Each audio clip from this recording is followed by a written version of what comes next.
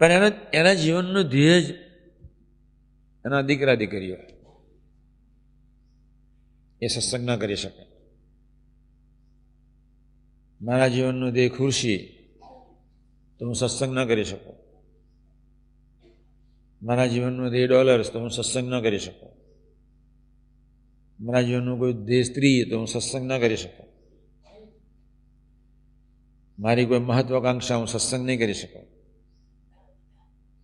મારું કોઈ મારી સ્વતંત્ર પેટર્ન, હું સત્સંગ નહીં કરી શકું.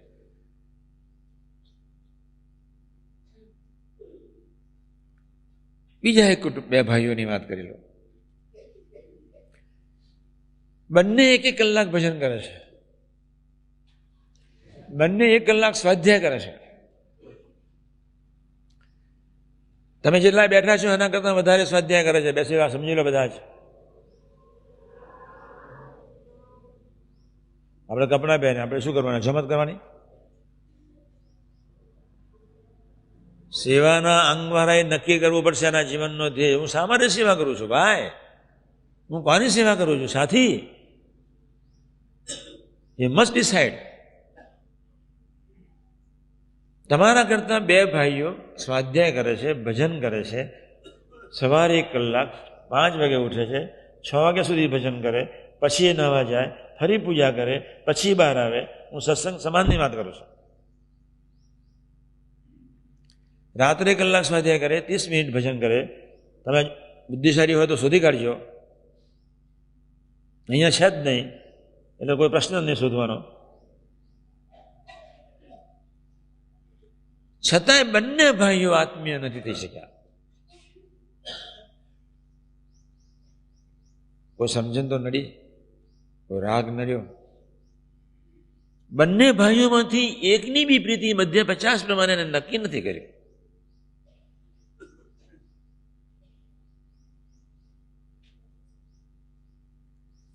બંને ભાઈઓએ આટલું ભજન, વાંચન, કથા, વાર્તા બધું જ મારી કેસેટો તમે જેટલી નહીં સાંભળતા એથી વિશે એ સાંભળે. તમે શું સાંભળો છો? ધ્યેય સ્પષ્ટ હોવો જોઈએ. અને ધ્યેય સ્પષ્ટ હોય, હું અમે વખાણ નથી કરતા, હું અને મહંત સ્વામી અમે કઈ પૂર્ણ નહોતા, પણ ધ્યેય નક્કી કરી નાખ્યો. જે વખતે મળ્યા સ્વામીજી તે વખતથી જ ધ્યેય નક્કી કરી નાખ્યો હતો કે હવે નથી ભણવું, બસ પૂરું થઈ ગયું. એટલા મળવાના છે, પૂરું થઈ ગયું. પૂર્વાશ્રમની મા સાથે મને પ્રીતિ ને એને અમારે બેને અરસપરસ ખૂબ પ્રીતિ. બહુ ખાનદાન હતી. કોઈક મુમુક્ષુ હતી, શુદ્ધ મુમુક્ષુ હતી. યોગી મહારાજ ધીમે ધીમે મને એ ટાઈપની આજ્ઞાઓ આપતા હતા કે એની તરફની પ્રીતિ ઓછી થાય. બહુ હોશિયાર. મેં બી ગાંઠવાળી હતી જ. નક્કી કર્યું હતું કે કોઈ વ્યક્તિ વચ્ચે નહીં આવી જોઈએ. પ્રીતિ હોય એટલે શું? આ બંને ભાઈઓની જેની હું વાત કરું છું, બંને સાઉન્ડ છે, બંને આત્મીય નથી. કોઈક સ્વભાવ આત્મીય થવા દેવાતો નથી, કોઈ વૃત્તિ, કોઈ સમજણ, અનસમજણો આત્મીય થવા દેતા નથી ભાઈ. એક જ રૂમમાં રહેનાર 5 સંતો આત્મીય સાથે નહીં થઈ શકતા. દરેકનું અંગ જુદું છે, સમજણ જુદું છે, ધ્યેય એક નથી. જેના જીવનનો ધ્યેય એક, એ રૂમના સંતો 100% આત્મીય બને. જાગો, નિંદ્રામાં છીએ, ઘોર સેવા એકલી ન ચાલે. નાક સેવા કરવી હોય તો મધ્ય 41 ને વ્યવસ્થિત સમજવું પડે. મધ્ય 41 ની સેવાના 5 ભાવના એટલે પ્યોર સમજણ છે. અહો ભાવે ધનભાગ ધનગડિયા સેવા ક્યાંથી, એટલે સુંદર સમજણ આપી છે. બ્રહ્મભાવથી, ભગવત ભાવથી, ભગવત પ્રસન્નતાને અર્થે, બ્રહ્મની જ મૂર્તિ માનીને પોતાના જ આત્માના કલ્યાણને અર્થે રાગ ભાવે. મધ્ય 41 શું નથી લખ્યું, પણ નક્કી નથી કર્યું. કોઈ જીવનનું ધ્યેય નક્કી કરી નાખો. ડેડી પૂજારી છે, મન બુદ્ધિથી પાર કોઈ નિર્ણય નથી જીવવાનો. ત્યારે મન ખેંચી જાય ખબર નથી પડતી, ખેંચી જાય તો ખબર તો પડે ને કે હું નપાસ થયો છું. એટલે કોઈનો અભાવ તો ન લે. કોણ મગન તો અભાવની છે, કોણ મગન તો અંતરાયની છે, કોણ મગન તો બેની વચ્ચે આત્મીયતા નથી એટલે બળ મળતો નથી. કોઈક અંતરાય છે, કોઈ અભાવ છે, કોઈ આત્મીયતાની શોધ નથી. એટલે બધાએ નક્કી કરવાનું છે.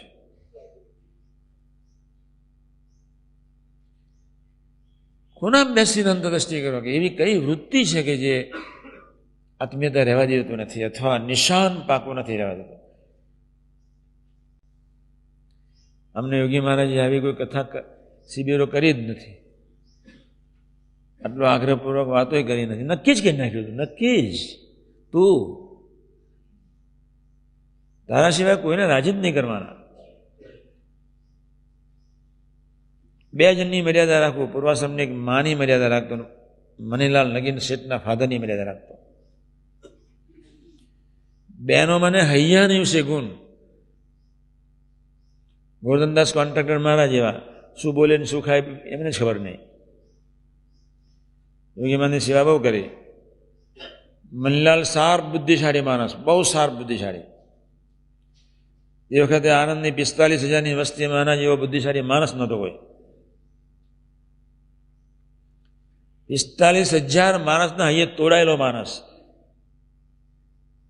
જીવાભાઈ આપણા સત્સંગી મેયર, મુનશી ટપલીમાં જાય ત્યારે બધા ઊંઘતા હોય અને મનીલાલ મુનશી ટપલીના ગેટમાં પગ મૂકે ને બધા એલર્ટ થઈ જાય. કેવા? પેલો સભ્ય ને પેલો મેયર. બુદ્ધિ પ્રતિભા કેવી હશે, આગવી હતી. જીવાભાઈ શું બોલે તો પછી મનીલાલને પક્ષ રાખવો પડે, મનીલાલ ક્લિયર કરે. મુસ્લિમો બેસાડીને જમાડે, સાથ આપે, વોટ મારે જવું ન પડે. બહુ બુદ્ધિશાળી માણસ, વિવેકી, સાઉન્ડ વિવેકી. કોની જોડે કેમ બોલવું ખ્યાલ આવે. આ તો આપણા જીવનનો ધ્યેય સ્પષ્ટ નથી એટલે બોલવામાં ગડબડ થઈ જાય છે. ડાપણથી બોલાઈ જાય, હેતથી બોલાઈ જાય, વધારે પડતું બોલાઈ જાય, અતિરક્તથી બોલાઈ જાય, ઉદાસીનતાથી બોલાઈ જાય, બેચેનીથી બોલાઈ જાય, વેગમાં બોલાઈ જવાય, આનંદમાં બોલાઈ જવાય, અતિ પ્રેમથી બોલાઈ જવાય. ધ્યેય નક્કી નથી.